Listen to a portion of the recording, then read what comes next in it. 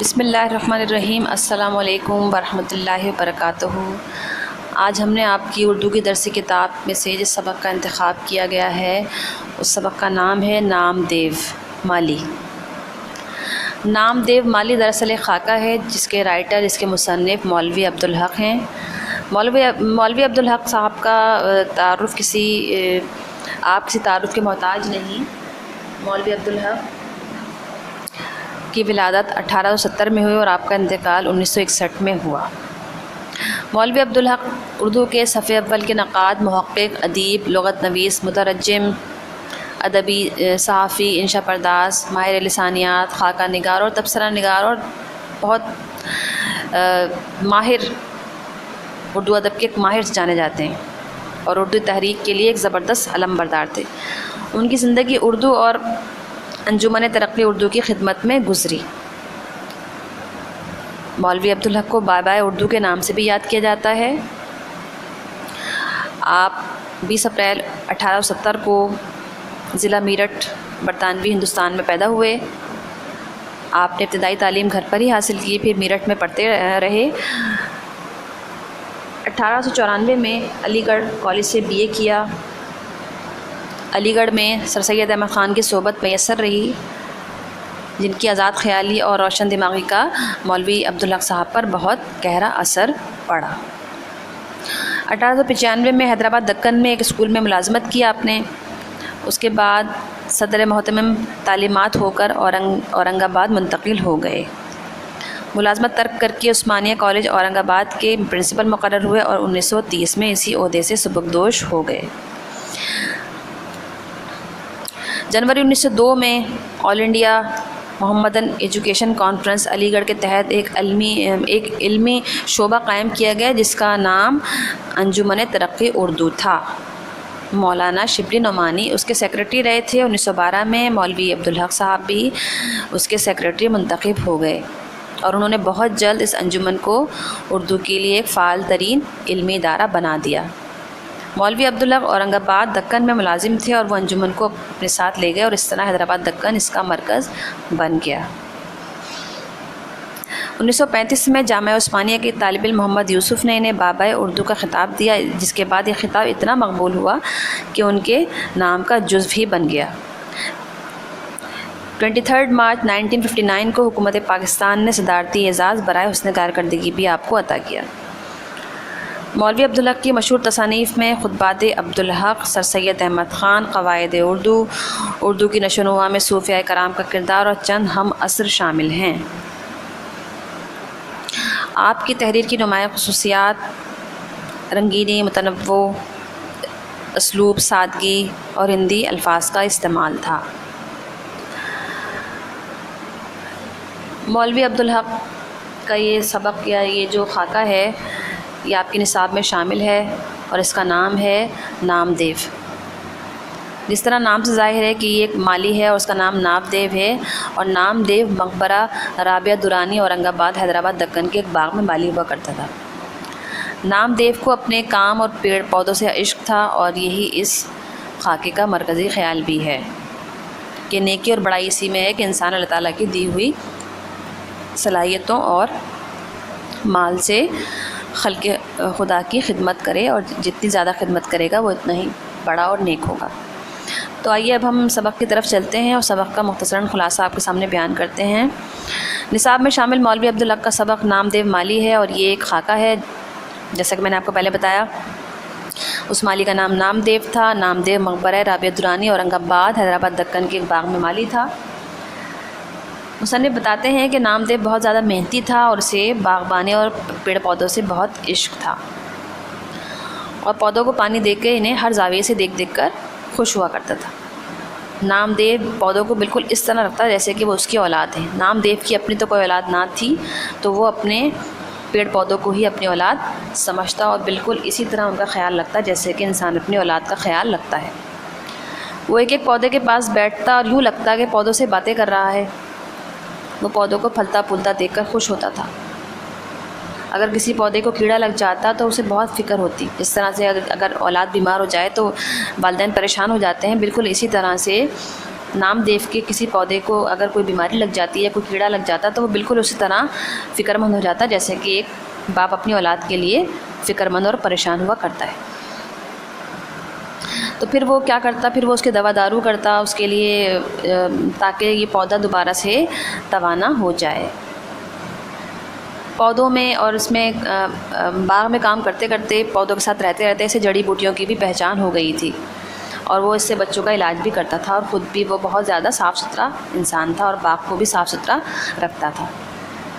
اسے نہ ستائش کی تمنا تھی، یعنی کہ ستائش کا مطلب ہوتا ہے نہ اسے اپنے کام کے بدلے میں تعریف کی خواہش تھی اور نہ ہی صلے کی پرواہ، وہ بس اسے اپنے کام کی لگن تھی، اور وہ بس اپنے یہی لگن تھی کہ وہ اپنے کام میں ہر وقت مگن رہتا۔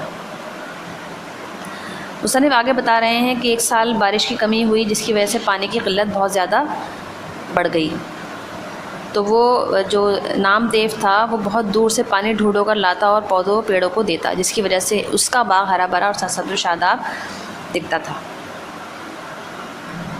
اس کی کارگزاری پر یعنی اس نے جو یہ کام کیا تو جب مصنف نے یعنی جو رائٹر ہیں مصنف نے اسے انعام دینا چاہا تو اس نے یہ کہہ کر انعام لینے سے انکار کر دیا کہ اپنے بچوں کی پرورش کرنے میں کوئی انعام کا مستحق نہیں ہوتا، کیونکہ یہ تو اس کا فرض ہوتا، یہ تو میرا فرض ہے، اور میں یہ پودے میرے لیے میری اولاد کی طلح ہیں، اور میں اگر اپنے اولاد کی خدمت کر رہا ہوں تو مجھے اس کا کوئی بدلے میں انعام نہیں چاہیے۔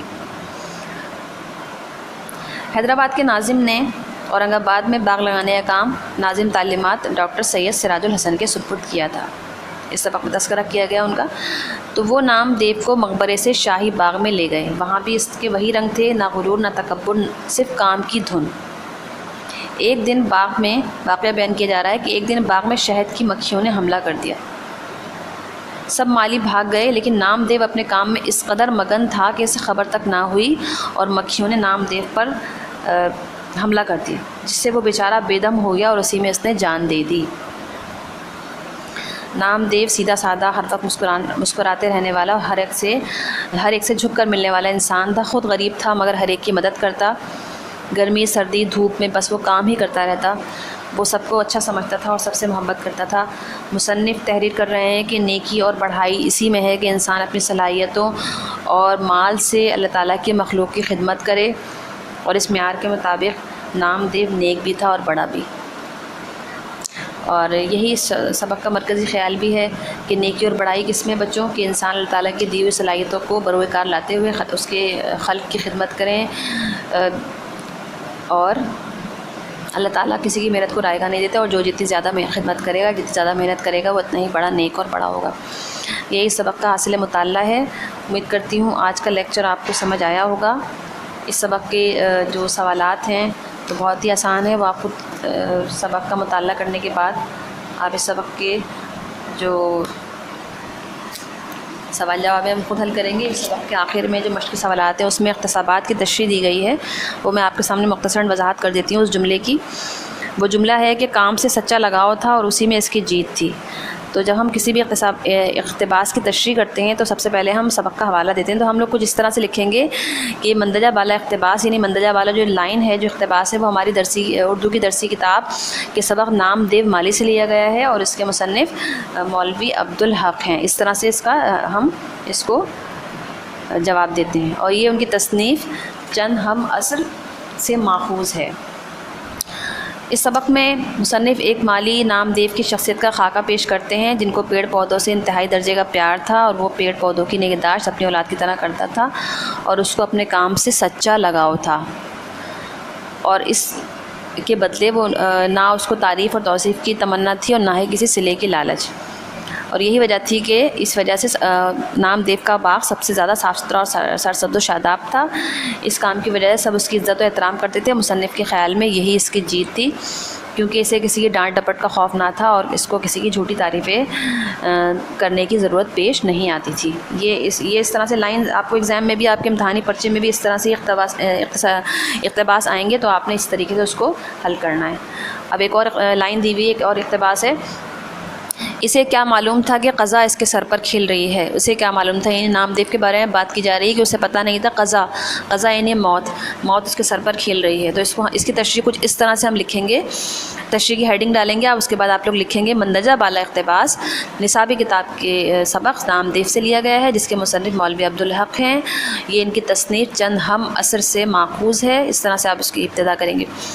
اس سبق میں مصنف ایک مالی نامدیو کی شخصیت کا خاکہ پیش کرتے ہیں جس کو پیڑ پودوں سے انتہائی درجے کا پیار ہے، اور وہ پیڑ پودوں کی نگہداشت اپنے اولاد کی طرح کرتا تھا اور اس کو اپنے کام سے سچا لگاؤ تھا. نامدیو کے بارے میں بات کی جا رہی ہے، اور وہ ہر وقت ہر موسم میں اپنے کام میں اتنا مگن رہتا تھا کہ اسے گرد و پیش کی خبر بھی نہ رہتی. ایک دن وہ حسب معمول اپنے کام میں مگن تھا. اسے نہیں معلوم تھا کہ موت اس کے سر پر کھڑی ہے اور شہد کی مکھیوں نے اس پہ حملہ کر دیا ہے، اور اس وقت اسے بالکل پتہ نہیں تھا کہ موت اس کے سر پر کھڑی ہے اور شہد کی مکھیاں اس پہ حملہ کر چکی ہیں. اور نامدیو اس حملے سے بالکل بے خبر تھا اور وہ بے دم ہو گیا اور اسی میں اس کا انتقال ہو گیا.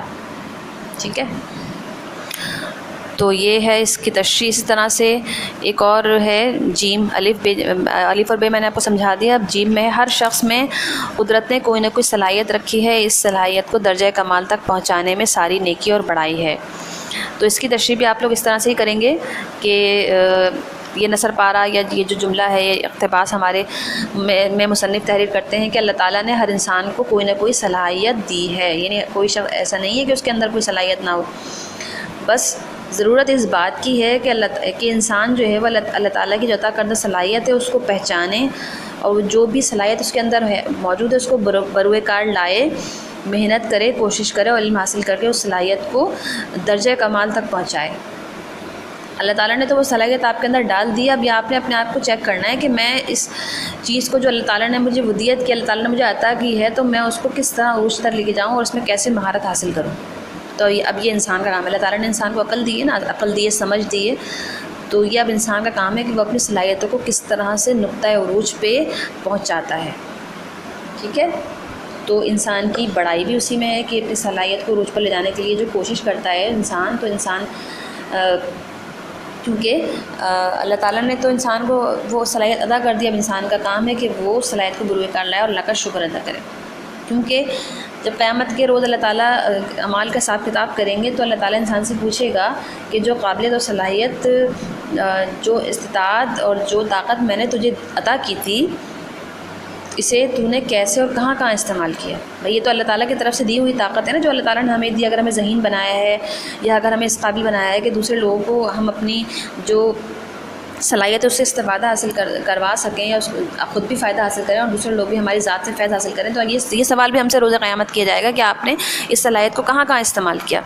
کیا آپ نے اسے صرف اپنے فائدے کے لیے استعمال کیا یا اس سے آپ نے صرف اپنے لیے دولت جمع کی. اگر کوئی صلاحیت آپ کے اندر موجود ہے یا فرض کریں کوئی ایسی علمی قابلیت ہے، تو آپ اس علمی قابلیت کو دوسرے تک پہنچا بھی رہے ہیں یا نہیں، یا آپ نے اس کو اپنے تک ہی محدود رکھا ہوا ہے. یا آپ کے پاس جو دولت ہے، اللہ تعالیٰ نے آپ کو دولت عطا کی ہے، اس کا جو بھی ذریعہ ہے اس دولت کا جائز ذرائع سے وہ دولت آپ نے جمع کی، تو وہ کیا دولت آپ نے صرف اپنے لیے ہی رکھ لی ہے، یا آپ نے اللہ تعالیٰ آپ سے پوچھیں گے کہ جو میں نے دولت تمہیں عطا کی تھی تو کیا تم نے دوسرے انسانوں کی اور دوسرے مخلوقات کی کوئی خدمت کی، اس سے کیا تم نے اس سے کسی کو دوسرے کو فائدہ پہنچایا.